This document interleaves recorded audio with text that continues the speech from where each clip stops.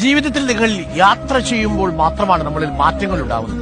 നിങ്ങൾക്ക് കഴിയാവുന്ന രീതിയിൽ നിങ്ങളുടെ സാമ്പത്തിക ശേഷിക്ക് പറ്റുന്ന രീതിയിലുള്ള ചെറിയ യാത്രകളൊക്കെ ചെയ്യണം.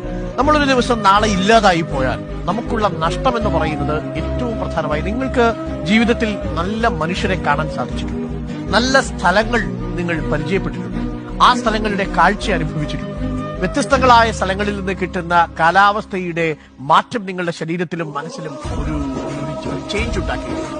ഇതൊക്കെയാണ് അടിസ്ഥാനമായി ജീവിതത്തിന്റെ മൂല്യമായി നമ്മൾ കണക്കാക്കുന്നത്.